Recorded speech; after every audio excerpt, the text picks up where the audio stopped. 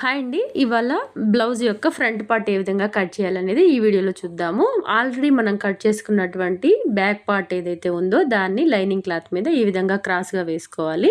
క్రాస్‌గా వేసుకొని దాని మెజర్‌మెంట్స్ మొత్తాన్ని ఈ విధంగా మనం మార్క్ చేసుకోవాలండి.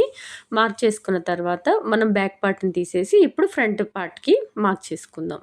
ఫస్ట్ మనం ఆర్మ్ హోల్‌ని హాఫ్ ఇంచ్ లోపలికి లోతు తీసుకోవాలి కాబట్టి ఈ విధంగా బాక్స్ డ్రా చేసుకొని ఆర్మ్ హోల్‌ని హాఫ్ ఇంచ్ లోపలికి లోతు తీసుకుందాము. నెక్స్ట్ మనం ఫ్రంట్ నెక్‌కి మార్క్ చేసుకుందామండి. నా ఆది బ్లౌజ్ కొలత అనేది 6.75 ఇంచెస్ ఉంది ఫ్రంట్‌కి. కాబట్టి నేను అదే విధంగా మార్క్ చేసి మెజర్ చేస్తున్నాను ఇక్కడ. మార్క్ చేస్తున్నాను. ఫ్రంట్ నెక్ ఈ విధంగా చక్కగా రౌండ్ తీసుకోవాలి మనం. ఇప్పుడు మనం కింద సైడ్‌న షేప్ పట్టీ కోసం మార్క్ చేసుకుందామండి. దీనికోసం కింద పార్ట్ నుంచి నెక్ సైడ్ 2.25 సైడ్ నుంచి 2.25 ఇంచెస్‌కి మార్క్ చేసుకొని దీనికోసం ఒక స్ట్రెయిట్ లైన్ డ్రా చేసుకుందాము.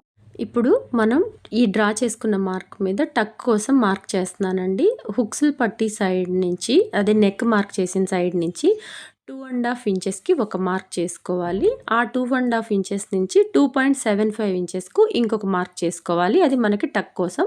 ఆ రెండిటి మధ్యలో ఒక మార్క్ చేసుకోవాలి. కరెక్ట్‌గా అప్పుడు మనకు టక్స్ వస్తుంది. పైన నుంచి షోల్డర్ దగ్గర నుంచి ఫుల్ బస్ట్ పాయింట్ కోసం నేను 10½ ఇంచ్ దగ్గర మార్క్ చేస్తున్నాను.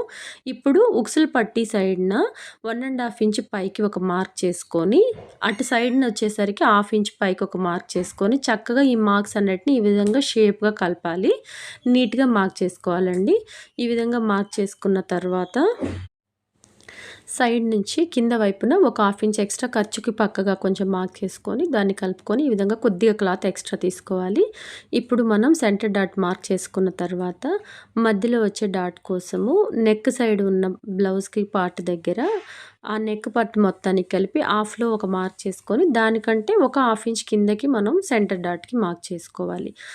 అదే విధంగా ఆర్మ్ హోల్‌కి సెంటర్‌లో కూడా సెంటర్ డాట్ మనం మార్క్ చేసుకోవాలి.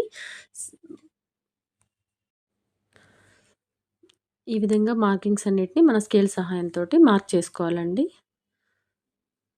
క్వార్టర్ ఇంచ్ మార్క్ చేసుకొని వాటిని స్కేల్ తోటి ఇలా కలుపుకోవాలి ఈ విధంగా. మార్కింగ్ చేసిన విధంగానే జాగ్రత్తగా మనం కట్ చేసుకోవాలి. వీడియో నచ్చితే లైక్ చేయండి. Thank you so much.